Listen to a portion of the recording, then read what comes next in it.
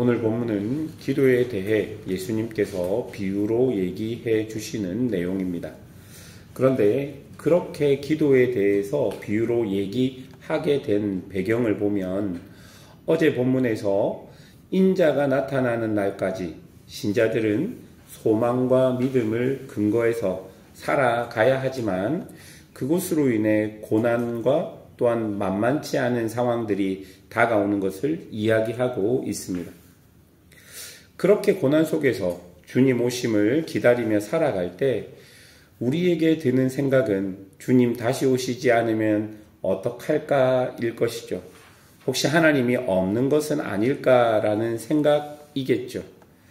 그러니 예수님은 고난 속에서 주님의 오심을 기다리는 사람들에게 끝까지 인내하며 살기 위해서 기도가 필요하다라는 것을 오늘 본문을 통해 이야기해 주고 있는 것입니다. 그래서 1절에 뭐라고 합니까? 예수께서 그들에게 항상 기도하고 낙심하지 말아야 할 것을 비유로 말씀하여. 여러분, 믿음을 가지고 살아간다는 것은 세상에서 낙심할 일들이 사실 많이 생긴다는 것 중 하나일 것입니다. 그렇기 때문에 기도하지 않으면 그런 일들 속에서 우리가 균형을 잡고 바로 살아가기란 여간 어려운 일이 아니라는 것을 1절을 통해 우리에게 교훈해주고 있는 것입니다. 그리고 2절부터 나오는 비유를 보면 한 재판장이 나옵니다. 이 재판장은 하나님을 두려워하지 않고 사람도 무시하는 그런 재판장이었습니다. 그 시대의 재판장은 그 지역에서는 신분이 가장 높은 사람들 중 한 명이었을 것입니다. 그리고 권한도 막강했을 것입니다. 그런데 재판장의 임무는 하나님을 두려워해야 하고 그리고 하나님의 법이 사람들에게 공정하게 적용되도록 해야 하는 것인데 이 재판장은 그러지 않았던 것 같습니다. 3절에 보니까 그 도시의 한 가부가 억울한 일을 당해서 재판장에게 나옵니다. 그리고 이렇게 말합니다. 나의 원한을 풀어주소서. 여러분, 여기에서 이 말의 뜻은 공의를 실천해 달라는 말입니다. 그러니까 이 가부가 재판장에게 재판장님, 저의 편이 되어서 제가 원하는 대로 판결을 내려주세요라고 말한 것이 아니라 공정하게 법대로 해 주십시오라고 이야기했던 것이죠. 그런데 4절 초반에 보면 그가 얼마 동안 듣지 않았다라고 말합니다. 공정하게 법대로 판결을 내려달라는 말을 재판장이 듣지 않았던 것이죠. 그런데 이 재판장은 그럴 수밖에 없는 재판장이었습니다. 왜냐하면 앞에 보니까 하나님을 두려워하지도 않고 사람을 무시하는 사람이었기 때문입니다.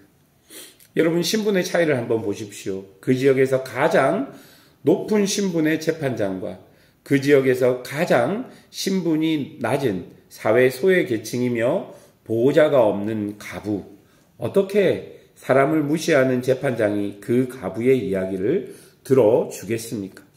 그런데요, 5절을 보시면요, 이렇게 기록합니다.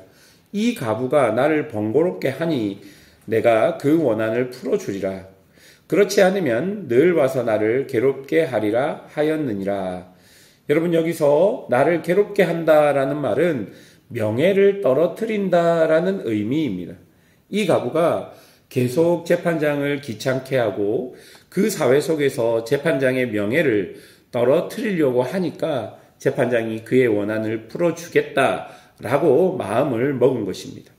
그리고 7절에 뭐라고 이야기하냐면 하물며 하나님께서 그 밤낮으로 부르짖는 택하신 자들의 원한을 풀어주지 아니하시겠느냐라고 말씀하시면서 불의한 재판장도 응답했는데 의로우시고 사랑이 많으신 하나님께서 당연히 그 기도에 응답해 주시겠다라고 본문은 이야기하고 있는 것입니다. 그러니까 불의한 재판장은요, 괴롭게 해야 하고 간청해야 하지만 우리 주님은 그 재판장보다 더 좋으신 분이시기에 우리의 기도를 충분히 들어주시고 응답해 주시는 분이라고 이 비유가 이야기해 주고 있는 것입니다.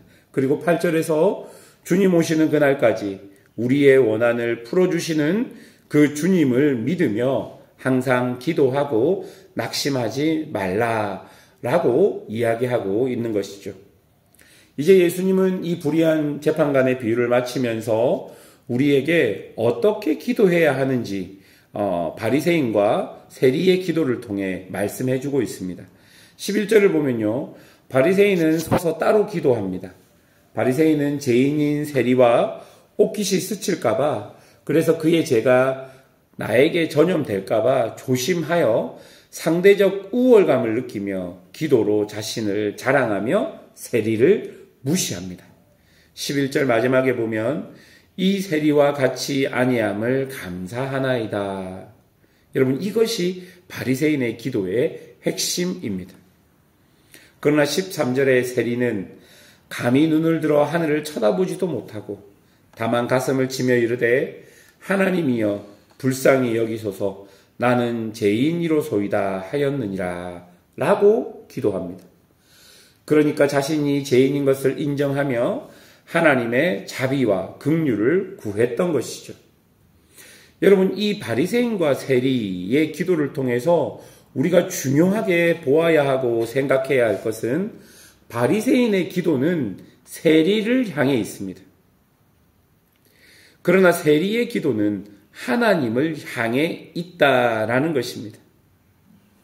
그러면서 바리새인은 세리와 자신을 비교하며 자신 스스로 영적인 교만에 빠지게 된 것입니다.